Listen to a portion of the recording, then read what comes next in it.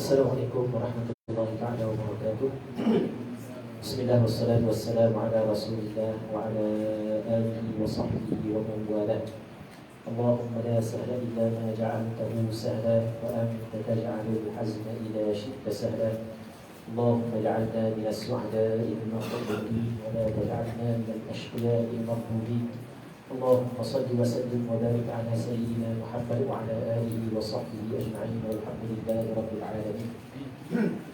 Sebelum kita sambung balik pengajian himpunan yang dinamakan sebagai halaman mudzakarah pada ahwal zakat fitrah, kita nak sebut dua perkara tadi yang kita kata nak tengok sebentar. Yang pertamanya,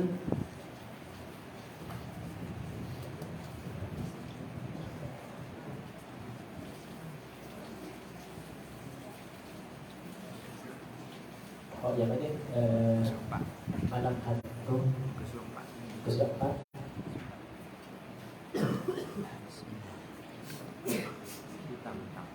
Okey, pada hari raya dan malam kemudian, silakan.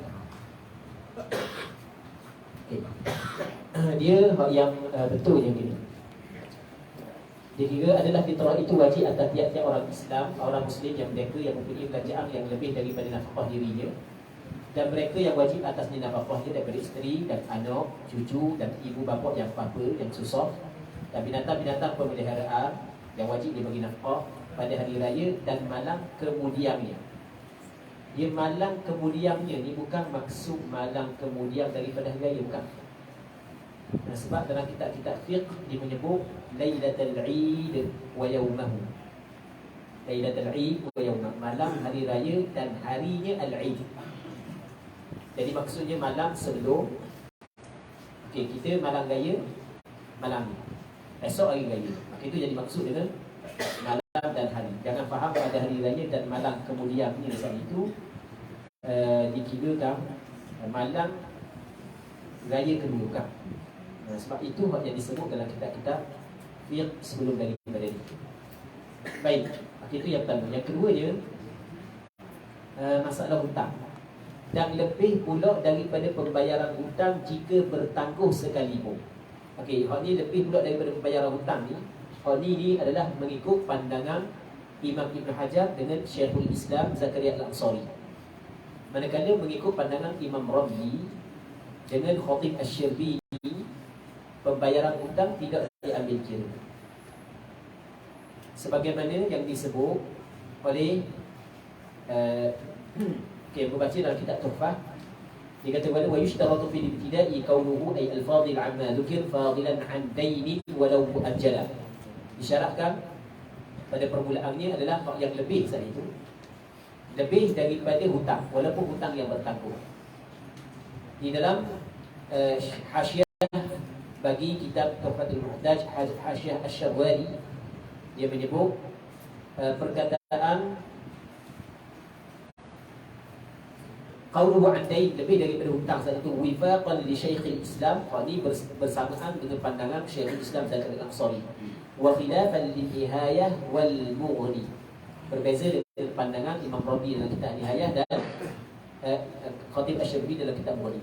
Dalam kitab Mughni Muhtaj kata Khatib Asy-Syarbini, wala yushtaratu kaunuhu fadilan an dainihi walau li adami, tidak disyaratkan keadaan perbelanjaan itu lebih daripada hutangnya walaupun hutang kepada anak Adam, kama rajjahahu fil majmu', sebagaimana yang telah mentarjih akan dia oleh Imam Nawawi dalam kitab Majmu', Kar-Rafi'i, seperti yang ditarjihkan oleh Imam Rafi'i fi Syarh Shaghir, wa jazama Ibn al-Muqri fi Rawdih, wa iqtadahu qaul Syafi'i, dan telah menjazam oleh Imam Ibn al-Muqri dalam kitab Rawdhnya, dan pandangan ini yang difahami daripada perkataan Imam Syafi'i. Jadi kesimpulan, adakah disyaratkan wajib bayar zakat fitrah lebih juga daripada hutang? Ini berlaku khilaf. Berlaku khilaf di antara Imam Ibn Hajar dengan Syekhul Islam Zakaria Al-Ansari, satu kumpulan. Imam Ramli dengan Khatib Asy-Syarbini, satu kumpulan yang lain. Dan Khatib Asy-Syarbini ketika dia memilih pandangan yang mengatakan tidak diambil kira hutang, antara Penguat dia adalah pandangan inilah yang diterjih oleh Imam Nawawi dalam kitab Majmu' Syarh Muhadzab, dan diterjih pula oleh Imam Ar-Rafi'i dalam kitab Asy-Syarh As-Shaghir, dan Imam Ibnul Muqri telah memutuskan pandangan ini dalam kitab Ar-Rawd. Dan apa yang difahami daripada kalam Imam Syafi'i begini. Okey, jelas ha? Baik. Okey, dua perkara yang kita sentuh semula. Okey, kita pergi kepada perbincangan berikutnya. Muka surat berapa kita sambungan? Perihal muka surat 6. Perbahasan 4 pada mengenal beberapa waktu mengeluarkan fitrah. Yang pertamanya waktu harus, iaitu daripada permulaan Ramadan hingga kepada akhir. Hingga kepada akhir Ramadan tu harus kita keluar zakat fitrah. Okey. Tapi sebelum daripada Ramadan tidak dibolehkan. Apakah perbezaan keluar sebelum daripada Ramadan dengan masuk Ramadan? Okey, perbezaannya adalah keluar zakat fitrah sebelum daripada masuk Ramadan, kita mengeluarkan zakat fitrah sebelum daripada dua sebab. Maka tidak sah. Apa maksud dua sebab? Dia sebab zakat wajib zakat fitrah dia. Yang pertamanya puasa, yang keduanya berbuka. Puasa dan satu juzuk daripada Syawal. Jadi kalaulah sebelum daripada Ramadan kita dah puasa kan, maka dua sebab. Okey, dia sebenarnya wajib zakat fitrah. Apakah sebab dia? Sebab dia orang tu sebab Ramadan dan sebab Syawal. Ini dipanggil dua sebab yang mewajibkan kita mengeluarkan zakat fitrah. Jadi apabila dua ini adalah dua sebab, mengeluarkan zakat fitrah sebelum daripada ada dua sebab, maka tidak sah.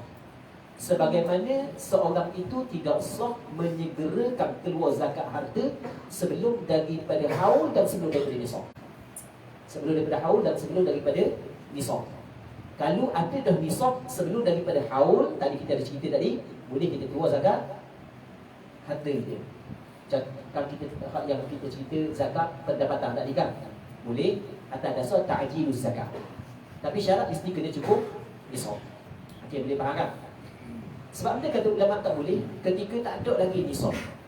Dia nak keluar biti zakat RM500. Kita kok sungguhnya ada RM1,000 je. Tapi bunyi-bunyi kata lah, jalan ni nak kena jalan ni kena tanah kita. Tapi bila dapat tak tahu lagi, buat keluar zakat dulu dah. Tak boleh.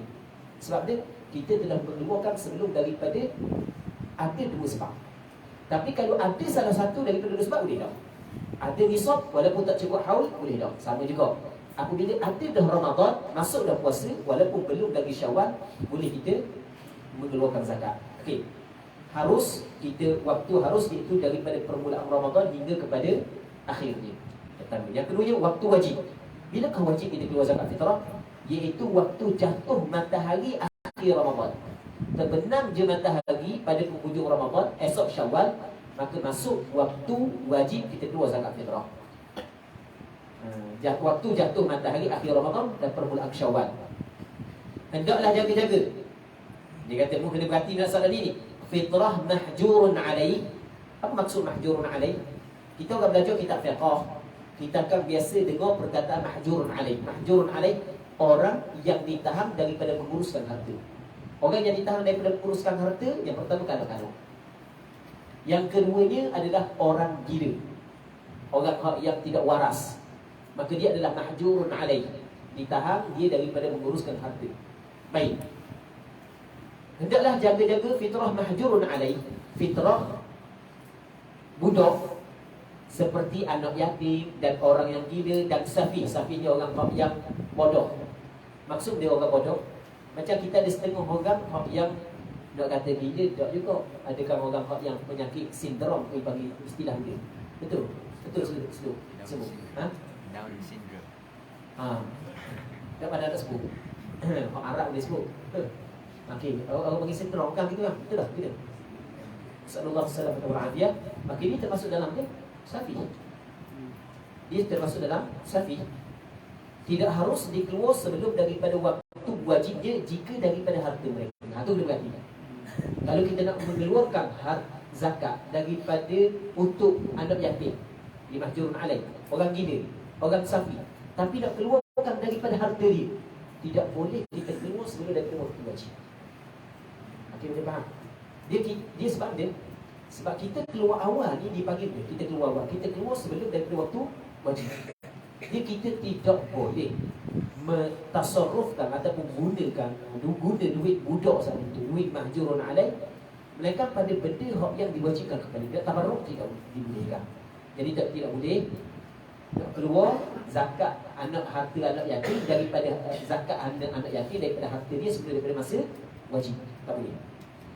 Tapi kalau daripada harta kita tak ada masalah lah. Daripada harta kita maksudnya anak kita orang kecil, dia tak ada harta, jadi kita pun nak keluar zakat awal-awal, itu tak ada masalah. Kalau ni daripada harta dia, itu tak boleh. Yang ketiga, waktu sunat, iaitu kemudian daripada fajar hari raya hingga kepada sembahyang raya. Dia gini, perkataan waktu sunat ni sebenarnya dia masuk dalam wajib dah. Dia apabila masuk je terbenam matahari, okey, itu masa wajib kita bayar zakat fitrah. Daripada terbenam matahari hingga sembahyang raya, dalam waktu mana yang paling kita comel kita buat? Itu waktu sunat. Jangan faham sunat keluar zakat tengok masa tu. Bukan wajib, bukan begitu faham dia. Itu salah. Jadi kita kena faham waktu sunat ni gini.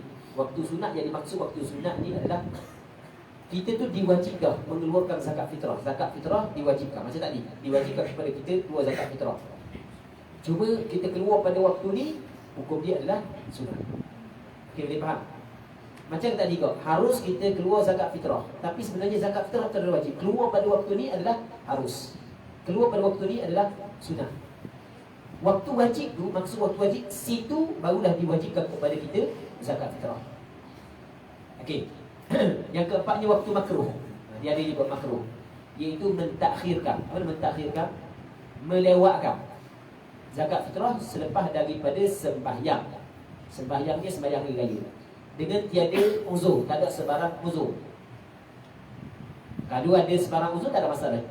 Bahkan jika ditakhir akan dia kerana menanti umpama qarabah, keluarga. Jadi sepupu aku tak panggil lagi orang fakir lain. Dia kampung aku tapi nak bagi ke sepupu juga. Jadi bunyi kata sepupu nak bagi raya kedua rumah. Tak buat lagi ya. Zakat fitrah. Nak melewatkan pembayaran zakat fitrah kerana tepu kaum qarabah dan jiran-jiran. Walaupun begitu, katanya bahkan jika ditakhirkan, sekali lagi, bahkan jika ditakhirkan dilewatkan fitrah kerana menanti umpama qarabah dan jiran-jiran, maka sunat pula. Tapi syarat selama jangan jatuh matahari. Okey, gini cerita dia. Jadi kita di sana ada hadis kata Rasulullah sallallahu alaihi wasallam, sedekah kepada fakir dapat satu pahala, manakala sedekah kepada keluarga dapat dua pahala. Pahala sedekah dan pahala silaturrahim. Okay, itu yang disebut oleh Rasulullah sallallahu alaihi wasallam. Jadi kita ada zakat fitrah. Dia waktu wajib zakat fitrah. Berarti waktu wajib zakat fitrah adalah apabila terbenam matahari. Dan selama mana apabila terbenam matahari malam raya, selama mana tak terbenam lagi matahari pada hari raya, tak haram lagi. Cuma makruh kita melewatkan pembayaran zakat fitrah sehingga selepas daripada sembahyang. Makruh. Melainkan apabila ada keuzuran. Kalau ada keuzuran, itu tidak menjadi masalah, tak makruh. Contoh, fakir miskin tak ada, ataupun duit kita tak boleh nak keluar lagi, maka ketika itu ada keuzuran. Tapi dikata ada juga hak yang pada asalnya hukum dia makruh, tapi kalau kita melewatkan, dia tetap bukan makruh. Kata dia ni, bahkan jika ditakhir akan dia kerana menanti umpama qarabah dan jiran-jiran, maka sunat pula. Tapi syarat selama jangan jatuh matahari, jangan terbenam matahari pada hari raya. Habis suara lah. Yang kelima, waktu jadi haram, iaitu kemudian daripada hari raya dengan tiada uzur, seperti hilang harta serta wajib qada bersegera. Wallahu a'lam. Baik. Dia gini.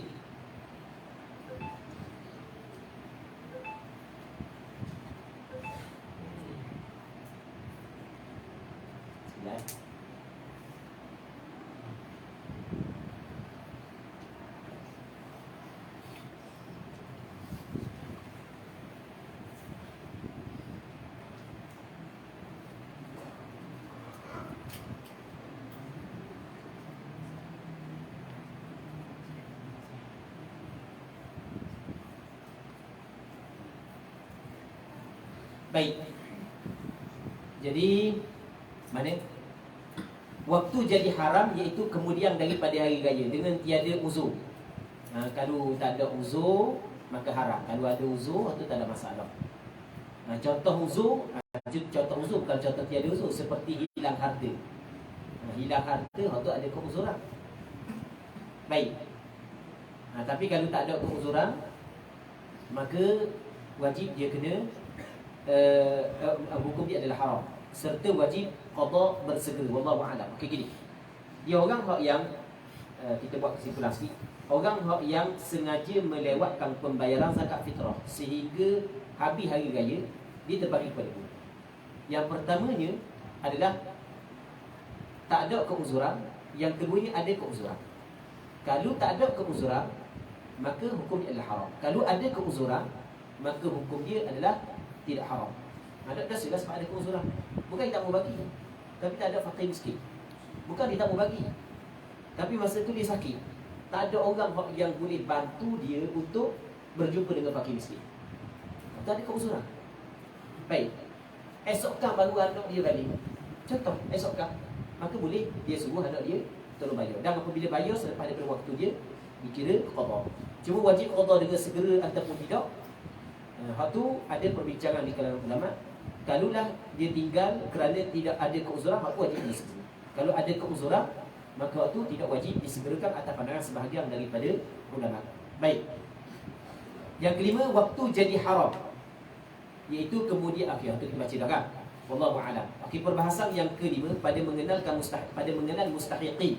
Mustahiqin bahasa Arab, bahasa kita maksudnya orang yang berhak menerima zakat. Iaitu 8 bagai. Ada 8 jenis orang yang layak menerima zakat. Disyaratkan sekaliannya mesti kena Muslim. Kalau 8 ni mesti kena Islam. Jadi dalam mazhab Imam Syafi'i tidak boleh bagi zakat kepada orang bukan Islam. Itu dalam mazhab Imam Syafi'i. Tidak boleh bagi zakat kepada orang bukan Islam, mesti kepada orang Islam. Dan bahkan bukan mazhab Imam Syafi'i sahaja, bahkan pandangan ini adalah pandangan majoriti ulama. Mereka yang berlaku khilaf sikit dalam bab mu'allafah, dalam bab mu'allaf. Ada khilaf sikit. Mazhab Imam Syafi'i tak boleh. Orang yang mu'allaf pun hanya khusus untuk orang Islam. Orang yang bukan Islam, tapi kalau kita bagi, dia akan lebih rapat dengan Islam, tapi dia tidak Islam, dan mazhab Imam Syafi'i tidak boleh bagi. Sebab Rasulullah sebut dalam hadis, Rasulullah sallallahu alaihi wasallam sebut, tu'khadhu min aghniyaihim wa turaddu 'ala fuqaraihim. Diambil daripada orang kaya dan diberi kepada orang kaya mereka itu. Rasulullah kata tu'khadhu min aghniyaihim. Diambil zakat daripada orang kaya di kalangan mereka. Wa turaddu 'ala fuqaraihim, dan diberi semula zakat saat itu kepada orang fakir di kalangan mereka. Mereka yang dia orang Islam. Diambil daripada orang Islam, diberi kepada orang Islam. Baik, tak boleh bagi kepada orang bukan Islam. Dia ada juga orang di tempat kita saat itu, sebahagian agamawan di tempat kita saat itu duduk susah nak bagi kepada orang bukan Islam. Dia kata boleh, ada pandangan yang kata boleh. Okey, kita tidak nafikan, memang ada pandangan yang kata boleh. Tapi yang pertama kita kena meraihkan mazhab setempat, atau lagi mazhab setempat ini adalah pandangan mazhab setempat, mazhab Imam Syafi'i, bukan mazhab Imam Syafi'i saja, bukan pandangan majoriti ulama. Yang kedua, yang ketiganya disandingkan ada hadis kata Nabi sallallahu alaihi wasallam, la tusahib illa mu'minah wa la ya'kul ta'amaka illa taqi, kata Rasulullah. Jangan berkawan mereka dengan orang beriman, dan jangan makan makananmu mereka orang yang bertakwa. Ini disebut oleh Nabi sallallahu alaihi wasallam. Orang yang bertakwa mesti kena beriman. Baik, jadi duk gaduh nak bagi kepada orang bukan Islam, sedangkan orang Islam ramai lagi hak yang berhak. Ramai lagi hak yang layak untuk menerima zakat tersebut. Okey, yang pertama Muslim. Yang keduanya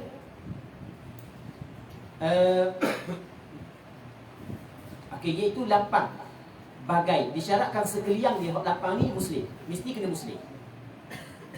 Hak mana 8? Okey, fakir. Jangan tak sekalian ni Muslim lepas tu fakir. Tak, dia fakir. Tak, itu dia bukan, ataupun Muslim tu dia bukan masuk dalam pembahagian fakir, bukan. Jadi 8 bagai, 8 jenis. Disyaratkan sekaliannya 8 jenis saat itu Muslim. Mana 8 jenis? Yang pertamanya fakir, yang keduanya miskin, yang ketiganya amil, yang keempatnya mu'allaf, yang kelimanya sahaya mukatab. Cetak je. Semua dah yang Tengok ibu dia, tengok ibu dia. tak ada. Meter tak ada nombor. Ah. Dekat satu kampung. Oh, satu kampung lah. Tak apa, tak payah bakar benda ni ya. Ha?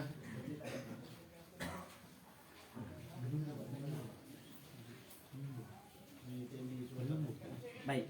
Okey, kita fakir, miskin, amil, muallaf, sahaya, mukatab, orang berhutang, orang sabilillah, orang musafir. Okey, itu 8. 8 ni difaham daripada Al-Quran, firman Allah Subhanahu wa taala, innamas sadaqatu lil fuqara'i wal masakin wal 'amilina 'alayha wal mu'allafati qulubihim wal mu'allafati qulubuhum wa fir riqabi wal gharimin wa fi sabilillahi wa bis sabil. Baik. Jadi ayat-ayat lagu tu bagi penuntut ilmu kena hafalah. Baik. Dia kata ni yang pertama petaang. Benda petaang. Petaang ni dhabit lah, cakap kita dhabit, tanda. Petaang ataupun dhabit ataupun tanda fakir yang mustahak zakat itu ialah orang yang tiada harta dan tiada usaha. Berarti molek orang yang tiada harta dan tiada usaha. Dua ni. Satu ketika ada 2 orang lelaki sahabat Rasulullah, orang muda, mari jumpa dengan Rasulullah. Dia minta daripada Rasul sedekah. Rasul pun tengok atas bawah, dia ni orang lelaki kuat. Kata Nabi SAW, kalau guna aku bagi. Tapi zakat ini tidak layak kepada orang yang ada harta.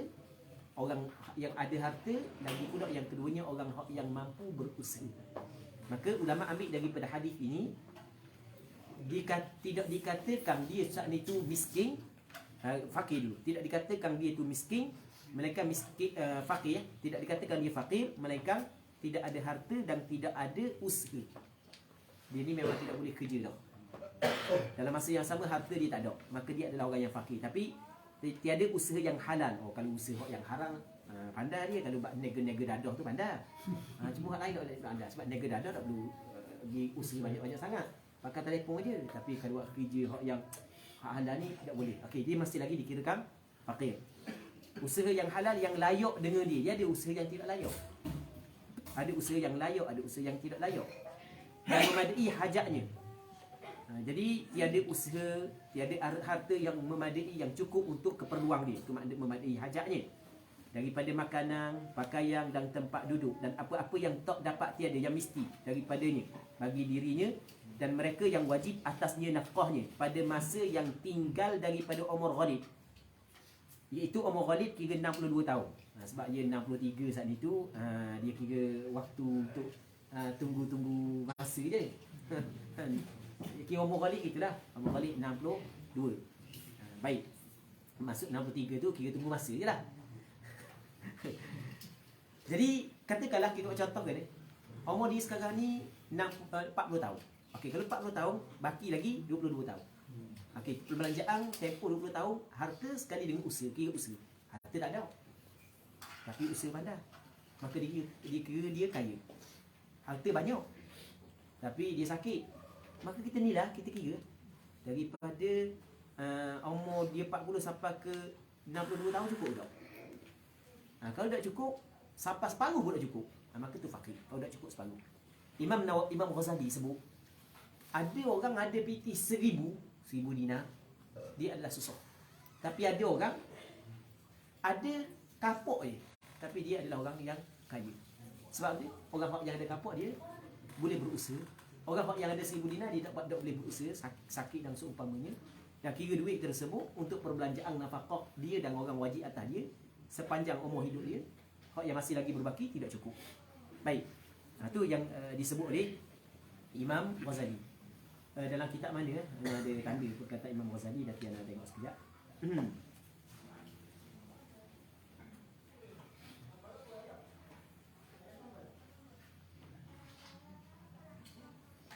Jadi kalau merancurkan harta tak wajib. Merancurkan harta. Mana harta yang ada kita jual tanah-tanah, ada jual-jual belaka untuk Dia sekarang ni gini. Sekarang hak yang benda hak yang perlu benda keperluan kita, hak tu tak wajib tempat kediaman kita. Tapi kalau hak yang lebih daripada keperluan, hak tu kira harta kita, maka boleh kita guna untuk belanja di atas harta tersebut.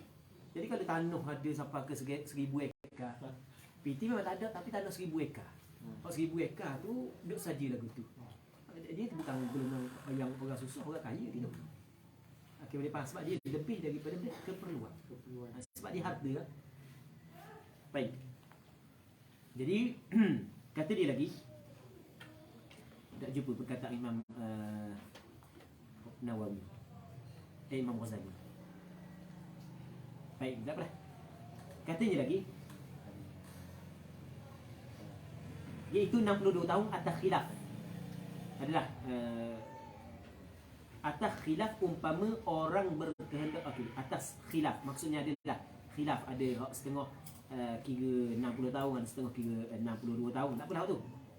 Contohnya umpama orang berkehendak kepada belanja kehidupannya sehari 100, tiba-tiba didapati usahanya sehari 20, 30 sahaja, maka ia adalah faqir. Petaan miskin pula yang mustahak zakat itu orang yang ada harta atau usaha yang halal yang layak dengan dia, tetapi tiada memadai, tidak mencukupi akan belanja dirinya dan belanja mereka yang wajib atasnya nafkahnya pada masa umur ghalib.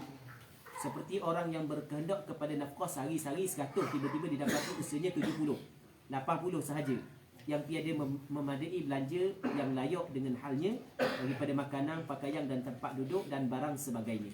Okey, dia gini. Kita ada perkataan dulu. Yang pertamanya fakir, yang keduanya miskin. Mengikut istilah ulama fiqh, fakir dengan miskin adalah berbeza. Mazhab Syafi'i dan majoriti ulama mengatakan fakir lebih teruk daripada miskin. Mazhab Hanafi dia berpandangan miskin lebih teruk daripada fakir. Okey, sama ada pandangan mazhab Hanafi ataupun majoriti ulama.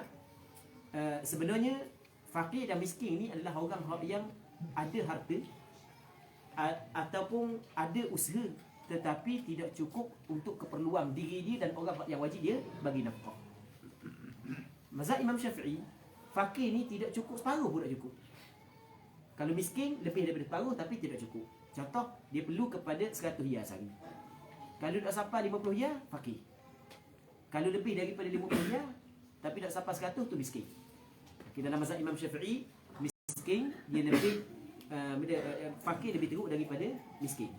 Sebab dalam Al-Quran Allah Ta'ala cerita tentang kisah Nabi Khadir dengan Nabi Musa. Allah Ta'ala kata kepada Nabi Khadir, kata kepada Nabi Musa, ammas safinatu fakanat limasaki ya'maluna fil bahr. Adapun perahu itu dia adalah milik kepada orang miskin. Jadi bermakna orang miskin ada benda tapi masih lagi dinamakan dia miskin kerana belum mencukupi kadar yang diperlukan. Baik. Jadi ada benda masih lagi dinamakan sebagai miskin.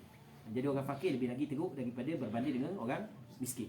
Sebab itulah kalau kita tengok dalam penyusunan dalam Al-Quran, Allah Ta'ala mendahulukan orang fakir, innamas sadaqatu lil fuqara. Jadi Allah Ta'ala mendahulukan orang fakir kerana dia lebih teruk daripada orang miskin. Baik. Seterusnya peringatan, tiada termasuk dalam nama fakir, miskin itu orang yang ada orang yang wajib memberi nafkah. Seperti isteri, bini, orang puang. Orang puang piti ada, tanah ada, kereta ada. Hak tu lelaki dia lelaki. Tapi tu lelaki dia bagi nafkah kepada dia. Dia adalah orang kaya. Nisbah sudut menerima zakat tak boleh. Sebab dia mencukupi untuk mencukupi perbelanjaan dia daripada nafkah suami. Okey, tambah-tambah orang puang learning pula. Jadi dia dengan tok lelaki dia banyak dia pegang fikir daripada tok lelaki dia. Jadi lebih-lebih lagi tak boleh menerima zakat. Baik. Orang puan tu kata memang saya PT 10 riyal tak ada poket. Okey, jadi awak boleh terima zakat. Kita tengok dulu. Awak ada suami ke tak? Okey, ada suami. Suami awak bagi nafkah. Ya, suami bagi nafkah. Benda bagi nafkah. Kediaman okey, tak ada masalah. Kenderaan pun ada, pakaian, robot semua hak dia bagi. Patut lelaki kena tak 2 robot je. Contoh, ni contoh kan. Dan memang hakikat begitulah. Jadi memang bukan contoh, memang sungguh. Nak tumpang almari pun tak boleh kan. Jadi dia saat itu mencukupi untuk dia dari melalui nafkah suami. Baik, satu. Begitu juga kata dia mana orang yang wajib memberi nafkah seperti isteri dan ibu, bapa dan anak cucu kerana jadi kaya dia dengan nafkah. Ibu bapa orang yang susah. Jadi adalah moci tu memang susah dia. Tapi susah pun anak dia tanggung dia, anak dia bagi nafkah semua dia. Okey, dia tidak boleh terima zakat. Sebab dia kaya dengan nafkah. Orang bagi dah nafkah kepada dia, mencukupi dengan nafkah tersebut. Mereka kalau anak nak bagi nafkah tu masalah lain lah. Tak boleh lah tu, boleh lah dia terima zakat. Sama juga budak.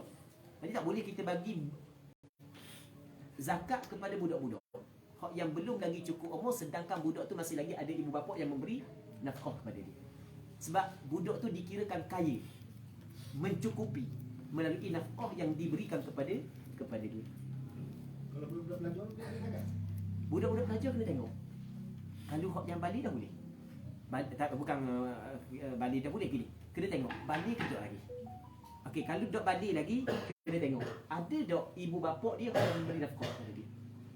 Ada dok orang bagi nafkah kepada dia. Kalau ada orang bagi nafkah kepada dia, maka dikira dia mencukupi dengan nafkah tersebut. Maka tak boleh diterima zakat. Okey. Kalau tak ada orang bagi nafkah kepada dia, memang dia orang susah, boleh kita bagi. Kalau dia tidak balik lagi. Okey, itu yang pertama. Cuma adalah syarat mengikut pandangan mazhab Imam Syafi'i, siapa yang perlu menerima zakat tersebut untuk pihak dia, ada perbincangan. Tapi kalau dia balik dah, kena tengok. Kalau dia balik dah, dia kaya ke tak? Kadang-kadang budak ni, hak dok pondok ni, anak datuk. Ayah dia simpan banyak dah harta ke dia. Kaya daripada kita. Kita hak nak keluar zakat banyak lagi. Dia banyak lagi. Okey, tak boleh terima zakat. Baik. Itu yang pertama. Yang keduanya, kalau sekiranya dia susah. Memang tak ada orang tanggung, tak ada orang bagi, memang ambil masa untuk belajar, maka boleh bagi kepada dia di atas aslaf fakir miskin. Maksudnya kita boleh tak bagi zakat kepada pelajar? Kita tidak boleh jawab boleh ataupun tidak. Sebab pelajar ni dia tidak termasuk dalam asnaf. Boleh faham tak? Pelajar tidak termasuk dalam asnaf. Perkataan pelajar tu bukan asnaf. Perkataan anak yatim bukan asnaf. Perkataan ibu tunggal bukan asnaf. Boleh tak nak bagi zakat kepada anak yatim? Kita kata kena tengok. Sebab perkataan anak yatim bukan asnaf. Perkataan ibu tunggal bukan asnaf. Boleh tak nak bagi zakat kepada ibu tunggal? Kena tengok dulu. Sebab dia ibu tunggal dia tidak termasuk dalam asnaf. Maksudnya nama ibu tunggal tu bukan asnaf. Nama anak yatim tu bukan asnaf. Kadang-kadang ibu tunggal tu dia dengan orang nak keluar zakat banyak itu dia. Dia saka dia banyak mana saka. Banglo 8 buah dia. Kereta besar-besar boleh ke dia banyak mana. Ni contoh kan. Tanah pula datuk lelaki dia saja bekas menteri dulu. Contoh. Banyak harta. Okey, jadi kalau begitu kedudukannya, maka tak boleh kita bagi zakat kepada ibu tunggal. Ibu tunggal boleh kita bagi zakat bukan atas nama ibu tunggal, tapi atas nama fakir miskin, atas nama orang berhutang, atas nama asnaf yang disebut oleh Allah Subhanahu Wa Taala dalam Al-Quran. Baik. Lagi kata dia lagi,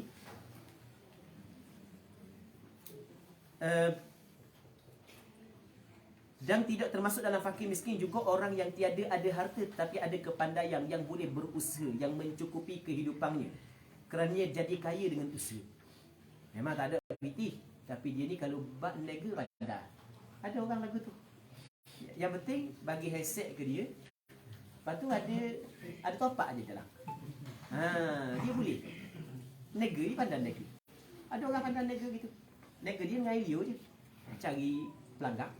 Lepas tu dia pergi bincang dengan maksudnya dia boleh buat akad jual beli salam. Macam-macam cara lah boleh buat. Okey, orang tu mu ada kepandaian, mu kaya dengan kepandaian mu. Maka tidak boleh mu terima zakat. Lagi. Kata dia, peringatan manakala fakir miskin itu lebih daripada umur ghalib, maka dikirakan belanja kehidupannya setahun. Umur dia 65 dah. Okey, itu lebih daripada umur ghalib. Maka bukan kena kira sepanjang hidup dia, kena kira setahun. Setahun perbelanjaan dia banyak mana? Okey, RM15,000. Okey, kalau dia ada RM15,000 ataupun usaha dia boleh capai kepada tahap tersebut, maka dia bukan fakir miskin. Tapi kalau duit dia tak ada, usaha dia pun tak sampai tahap tu, maka dia adalah fakir miskin. Okey, setahun. Sebab dia umur saksidi dah. Katanya lagi, dan jika sudah berumur 50, dikirakan ada lagi umpama 12 tahun, yakni berasuh-asuh kepada mudah jadi kaya kerana umur bertambah-tambah sikap. Pandai kot. Dia memang ayah tabuluh ni dia ada buah nakal dia. Tengok. Jadi kau nikah umur kau kaya. Kau nikah umur kau kaya sebab kira sikit perbelanjaan yang perlu dihitung, dikira kan. Okey, yang ketiga peta'ang amil, iaitu orang yang disuruh oleh sultan berusaha mengambil zakat seperti yang sudah diterangkan pada perbahasan satu dahulu. Maka disyaratkan orang yang jadi amil itu kena faqih, alim pada pekerjaan zakat yang diserahkan kepadanya. Kalau tahu kalau benda duit zakat pun sekali, tu tak boleh lah. Sebab dia bak menjadi amil yang menguruskan harta zakat, dia kena faham juga lah. Yang ni pandai hukum-hukum zakat dan kadarnya, kadar zakat dan jenihnya. Bukan latih amil, suruh kutip zakat, hak yang tak patut ambil zakat punya ambil juga zakat. Hak yang patut ambil zakat, dia ambil zakat. Lagi pula dia orang Muslim, mukallaf. Mukallaf ni akil, baligh, merdeka, bukan hamba, adil, bukan orang yang zalim. Lepas tu mendengar, melihat. Jadi linga dia okey lah, mata dia okey, main linga dia okey. Orang kabur A dia faham, orang kabur B dia faham. Main buta pula, orang wi ambil zakat lembu, orang wi babi pun tak tahu. Dia tak nampak kan. Jadi maksudnya banyak benda yang boleh orang tipu. Jadi tak boleh. Dia di zaman Rasulullah hantarlah wakil untuk kutip zakat. Seorang di atas sana, dia ambil zakat sana, ambil zakat sana, balik kepada Rasulullah, ambil zakat lagi. Jadi orang tu dia kena faham lah. Dia pergi kat orang kat dia, orang tanya dia, hak ni kena zakat tak? Tak tahu apa. Cuma zaman ni dia apa tak tahu. Pun kejap. Tanya mufti kejap. Tanya orang pandai juga, tanya ustaz kejap. Zaman kita mudah. Baik, dan laki-laki, kerana dia setengah daripada bagi wilayah yang beramanah. Dia gini, dia yang melibat wilayah, melibat kita nak terjemahkan benda wilayah, benda penguasaan. Melibatkan penguasaan, dia mesti orang lelaki. Dia tidak boleh kepada perempuan. Yang keempat, peta'ang mu'allaf yang mustahak zakat. Okey, gini, hamba buat kesimpulan lah, nak cepat sikit perbincangannya. Dia mu'allaf yang boleh terima zakat dalam mazhab Imam Syafi'i 4. Dalam mazhab Imam Syafi'i 4. Yang pertamanya orang yang baru memeluk Islam dan hati dia masih lagi bergonjang, lemah lagi iman dia. Cakap kita lemah iman lagi lah, tak kuat mana lagi. Kita bagi zakat kepada dia untuk menguatkan lagi hati dia kepada Islam. Itu yang pertama. Yang keduanya adalah dia saat ni itu lama dah memeluk Islam. Tapi kalau kita bagi semua zakat kepada dia, maka orang-orang yang di bawah dia, sebab dia orang pengaruh, orang-orang yang sekitar dia, kawan-kawan dia pakat akan masuk Islam. Okey, boleh kita bagi zakat kepada dia. Baik. Sekali lagi ya. Silap. Sekali lagi. Allah Rabbi. Yang pertama, orang yang mula-mula memeluk Islam, hati dia masih lagi tak kuat dengan Islam. Yang kedua, orang mula-mula memeluk Islam, tahu betul, hati dia kuat dah dengan Islam. Tapi kalau kita bagi zakat kepada dia, kawan-kawan dia tengok saat itu pakat dah masuk Islam juga. Dia ada orang yang bukan Islam masuk Islam, iman dia kuat daripada orang Islam. Anda ingat masa anda duduk luar negara dulu, kita duduk serumah dengan sahabat-sahabat yang memeluk Islam daripada Kanada, ada Britain, ada Amerika, ada Allah, pegangan kuat di Islam dia kuat lebih daripada kita. Dia TV tak tengok. Setengah-setengah pelajar-pelajar luar negara ni cerita Korea dia layan. Dia layan langsung. Benda-benda kita tak layan. Baik, kita tak layan kok, bukan kita layan, kita jangan faham. Oh, layan. Layan. Kadang mana tahu mafhum mukhalafah. Kita faham tu. Kita tak layan kok. Maksudnya sampai tahap tu. Kuat sungguh. Ibadat dia kuat, belajar dia kuat. Nah tahu, pandai jadi ahli. Jadi memang kuat sungguh lah. Dan setengah yang masuk Islam tu terus jadi pendakwah. Ajak kawan-kawan masuk Islam pula. Baik, jadi tak sama. Ada orang baru memeluk Islam tapi iman dia tak kuat. Ada orang yang baru memeluk Islam tapi iman dia kuat. Okey, yang iman dia tak kuat, kita bagi zakat untuk menguatkan iman dia. Orang yang iman dia kuat tapi kalau kita bagi zakat kepada dia, dia dapat mempengaruhi orang lain, boleh bagi zakat. Dua. Yang ketiganya adalah apabila kita bagi zakat kepada dia, akan bantu kita untuk menghalang kejahatan daripada orang-orang yang tak mau bayar zakat. Okey, di sana mungkin ada sebahagian daripada orang Islam yang jahat, yang tak mau bayar zakat. Maka kita perlu kepada kekuatan. Jadi orang yang tidak memeluk Islam, orang yang baru memeluk Islam ni mungkin akan bersama dengan golongan tu, mungkin akan bersama golongan ni. Maka untuk dia bersama dengan golongan kita, supaya kita dapat menghalang kejahatan, keburukan daripada orang yang tidak membayar zakat, maka kita bagi kepada dia zakat untuk menguatkan lagi dia bersama dengan kita. Okey, 4 dengan 3 yang keempat, kita bagi kepada dia zakat, dia akan membantu orang Islam untuk menghalang keburukan yang datang daripada orang bukan Islam. Tadi keburukan yang datang daripada orang Islam yang menghalang zakat, yang tak bayar zakat. Ni untuk apabila kita bagi zakat kepada dia, dia akan semangat untuk membantu kita menghalang musuh Islam ataupun keburukan yang datang daripada orang bukan Islam. Okey, ni pak ni adalah muallaf yang boleh kita bagi zakat. Adapun orang yang tak memeluk Islam lagi tapi hati dia jinak dengan Islam, mazhab Imam Syafi'i tidak boleh diberi zakat kepada dia kerana syarat dia mesti kena Islam. Tadi dia cerita dah, syarat semua sekali mesti kena Islam. Baik. Seterusnya, okey, kita baca petaan muallaf yang mustahik zakat, yang berhak menerima zakat itu yang baru memeluk Islam, hatinya dhaif, diberikan dia zakat supaya dijinakkan hatinya kerana takut kembali kepada kufur atau supaya menarik kaumnya. Okey, hati dia kuat dah, tapi kalau kita bagi zakat kepada dia, dia dapat tarik kaum dia kepada Islam. Jika kaya sekalipun, walaupun dia ni kaya, berarti banyak dah, tapi boleh juga, boleh, tak ada masalah. Yang kelima, petaan sahaya mukatab, hamba mukatab. Okey, kita kena bincang bab hamba juga. Allah Rabbi, bab hamba panjang sikit, tak apa, kita ringkaskan. Hamba sekarang ni tak ada hamba. Dulu ada hamba, sekarang ni tak ada hamba. Hamba dia ada terbagi kepada beberapa bahagian. Ada hamba qin, hamba tuling. Ada hamba mukatab, ada hamba mudabbar, ada hamba umul walad, dan ada hamba muba'ab. Ada 5 jenis hamba. Ada hamba qin, qin ni hamba tuling, hamba 100%. Ada hamba mudabbar. Mudabbar ni hamba penghulu, dia kata anta hurrun dubura mauti. Merdeka dubura. Apa makna dubura? Selepas matiku. Bila tok penghulu dia mati, maka dia merdeka. Itu nama dia hamba mudabbar.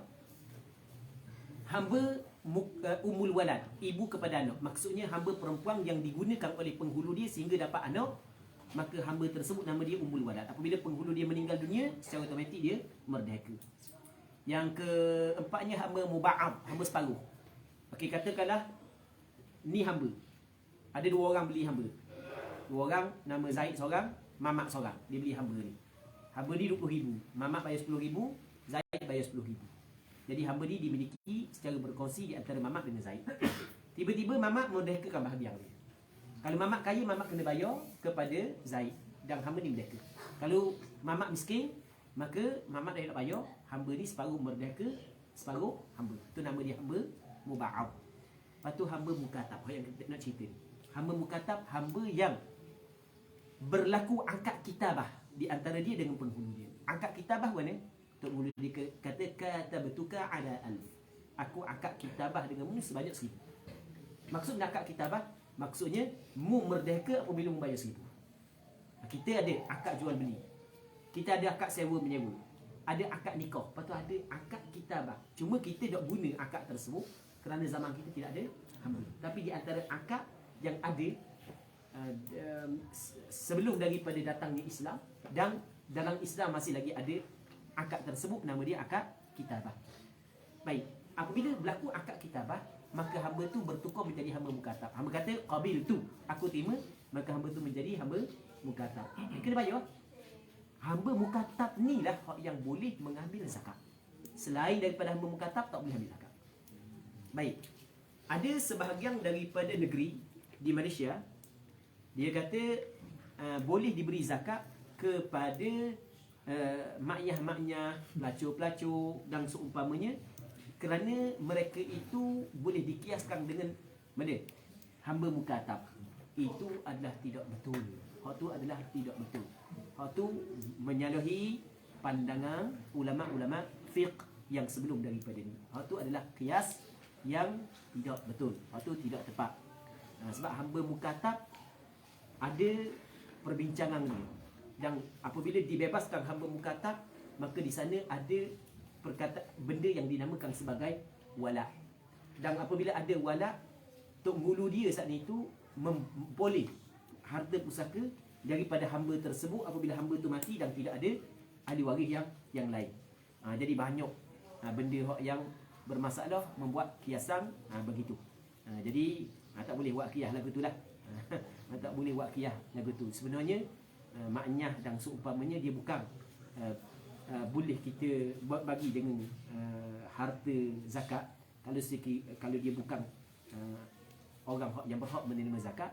Cara untuk mengembalikan dia daripada pakar jalan adalah pihak pemerintah sendiri perlu mengambil kira daripada sekecil-kecil perkara sehingga sebesar-besar perkara. Kena ambil kira sebab benda jadi gitu.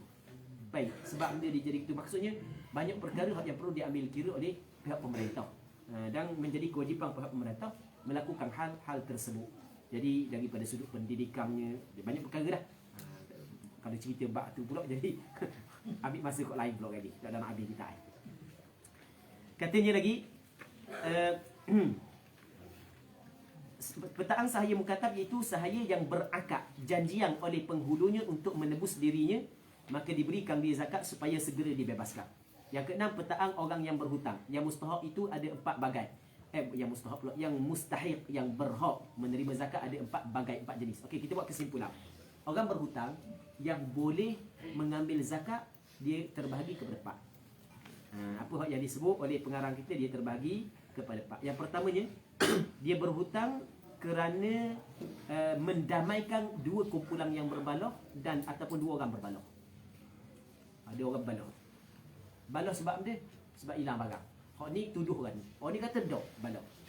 Barang dia hilang. Mutu dia. Mutu EF5. Okey gini. Dama mutu aku bayar. Aku bagi. Ni orang yang dapat pahala besar ni. Sebab dia sanggup untuk melihat perdamaian berlaku. Dia sanggup mengeluarkan harta dia demi untuk melihat perdamaian berlaku. Ini dipanggil islah dzati bain. Yang disebut dalam Al-Quran dan dalam hadis. Baik. Jadi dia pun berhutang. Dia bukan tak ada biti, dia kaya. Dia berhutang. Jadi dia ada. Dia hutang kejap biti. Orang pun bagi dia boleh. Dia pun bagi kepada orang pandang. Jadi dia saat itu berhutang. Biti dia ada banyak biti dia bukan tak ada. Dia boleh ambil zakat. Boleh dia boleh ambil zakat. Kita yang tadi. Yang keduanya adalah orang berhutang kerana dia menjadi penjamin. Dia menjadi penjamin. Dia berhutang kerana dia menjadi penjamin.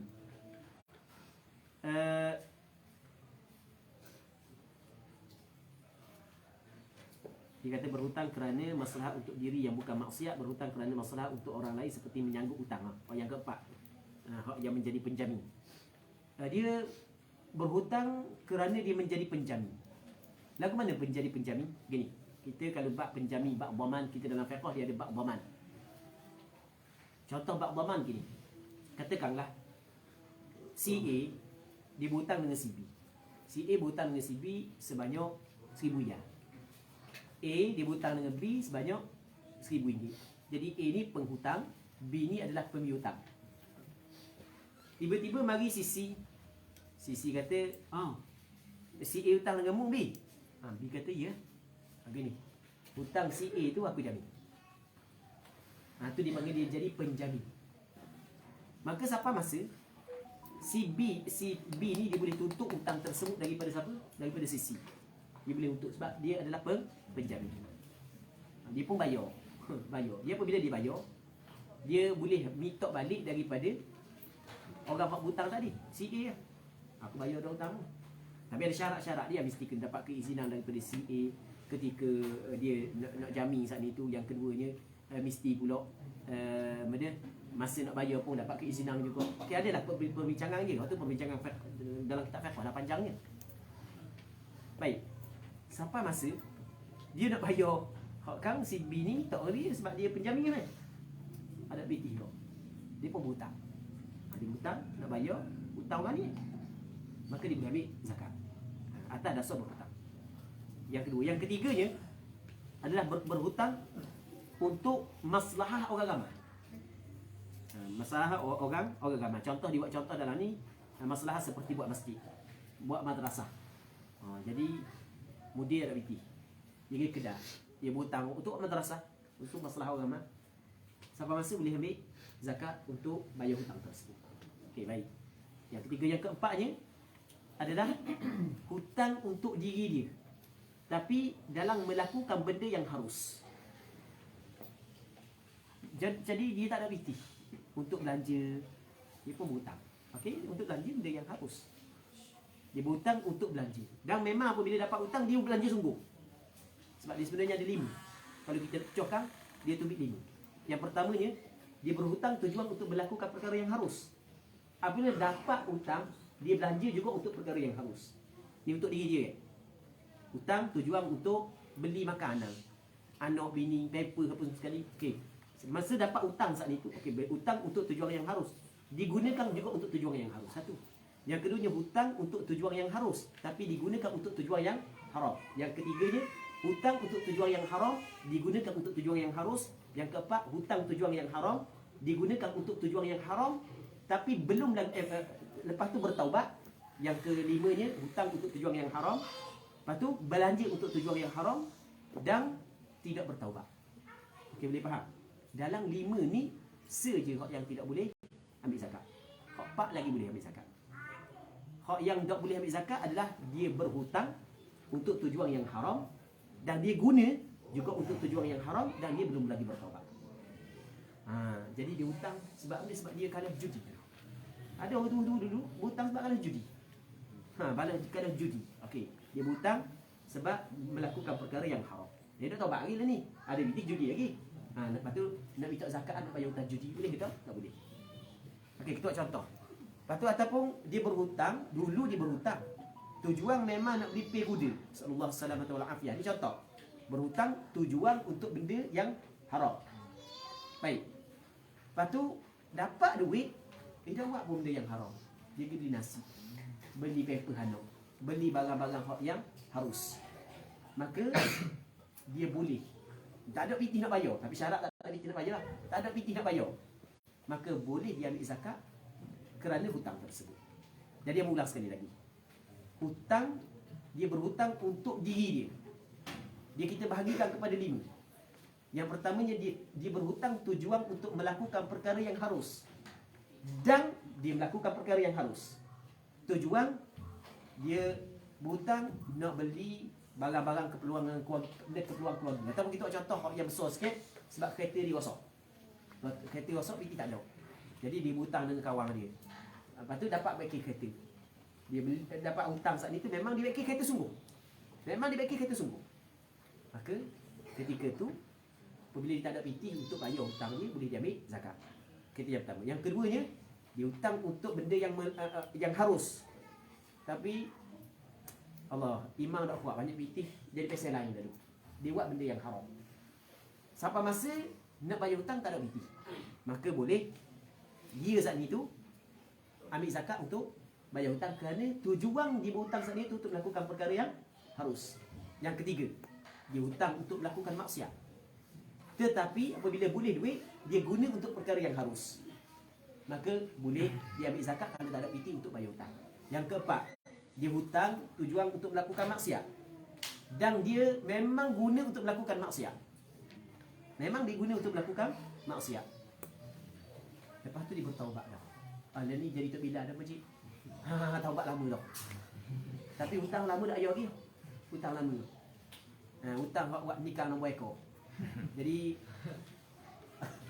hutang kawan dia 100 riyal sebab nak nikah nombor ekor. Sebab bunyi di sejid itu, lalu kat sejid je, bunyi start sebut darah hitam 4 hari, darah merah 3 hari, darah kuning 2 hari. Oh, naik nombor ni kali ya.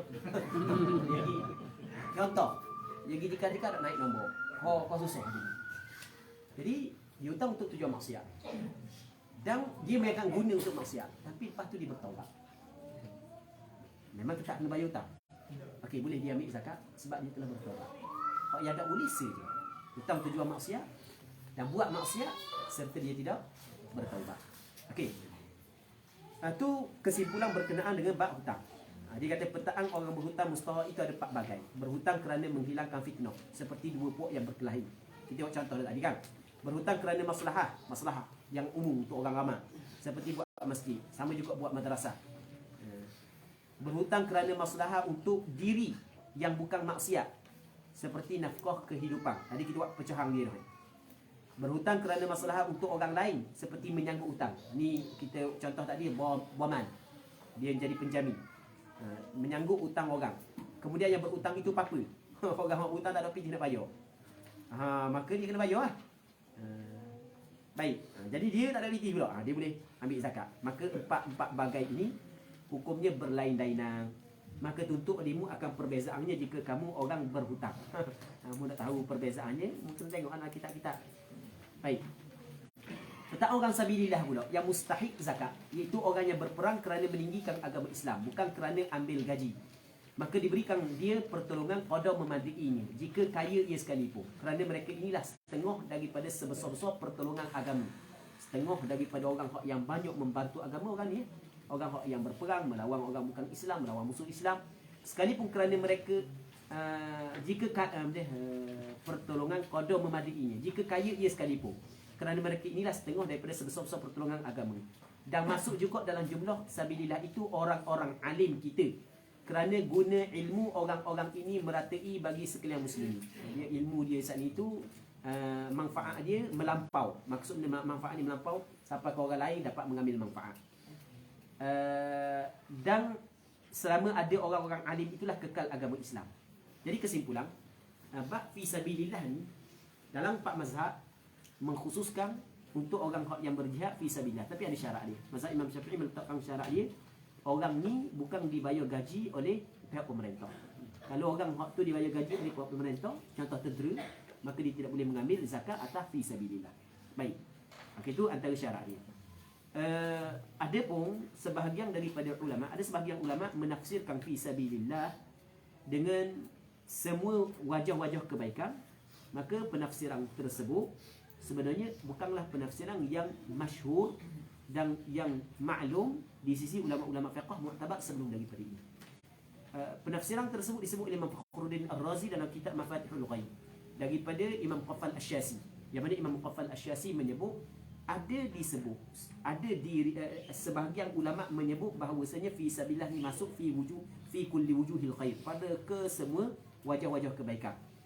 Tapi Imam Fakhruddin Ar-Razi menyebut perkataan Imam Muqaffal Asy-Syasi Imam Muqaffal Asy-Syasi tidak menyebut siapa ulama yang berpandangan demikian.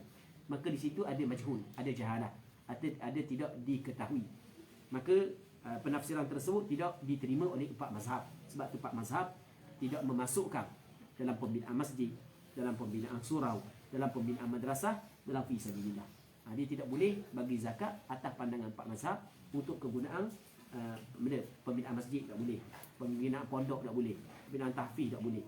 Dia kena bagi kepada orang-orang yang ditetapkan oleh Allah Subhanahu Wa Taala dalam Quran. Namun ada sebahagian daripada ulama masa kini, antaranya Syekh Yusuf Qardawi sendiri dan beberapa orang ulama yang sependapat dengan beliau, menafsirkan fi sabilillah dalam bab zakat saat itu lebih luas daripada apa yang ditafsirkan oleh 4 mazhab sebagaimana yang kita cerita tadi. Baik. Ada satu buku yang dikarang oleh Imam Az-Zahid Al-Kautsani rahimahullah subhanahu wa taala, yang mana buku tersebut dia mengkritik pandangan yang sebahagian daripada ulama Mesir, saya tidak ingatlah sebahagian ulama Mesir ke sebahagian ulama mana, lupa lebih tepat, lama dah buku tersebut, yang mana dia mengkritik pandangan yang mengatakan boleh diberikan zakat kepada masjid dan seumpamanya. Nama Syekh Zahid Al-Kautsani rahimahullah subhanahu wa ta'ala. Baik. Katanya maka sama juga untuk orang alim. Tapi kena ingat, orang alim yang boleh mengambil zakat adalah orang alim yang seperti mujahid fi sabilillah. Bagaimana seperti mujahid fi sabilillah? Dia menghabiskan waktu dia untuk ilmu. Orang yang berjuang, orang yang berperang pada jalan Allah, dia pergi perang selama sebulan. Dalam setiap sebulan tu dia boleh ambil zakat. Balik kampung hidup saja boleh ambil zakat lagi. Tak boleh ambil zakat kalau sekiranya dia bukan fakir miskin. Tak boleh dah. Sama juga orang alim yang tidak mengajar macam kita kau tadi di antara maghrib dengan isyak je mengajar, atau pagi satu madah, tengah hari satu madah, lepas tu malam satu madah, masih lagi ada ruang untuk dia mencari harta, maka tidak boleh diambil zakat atas nama fi sabilillah, kerana masih lagi ada ruang untuk dia bekerja. Dia orang hak yang mampu untuk berusaha, dia dikirakan kaya sebagaimana hak yang kita cerita tadi. Baik. Tapi kalau orang alim tu memang mewakafkan waktu dia untuk ilmu, ketika tu boleh dia ambil zakat, sama dengan orang yang berjuang fi sabilillah. Petaang orang musafir yang mustahik zakat, iaitu perjalanan yang bukan maksiat, yang hendak mulai berjalan. Jadi orang ni nak bermusafir kerana nak menuntut ilmu, tapi dia tidak tahu. Okey, boleh bagi ke dia.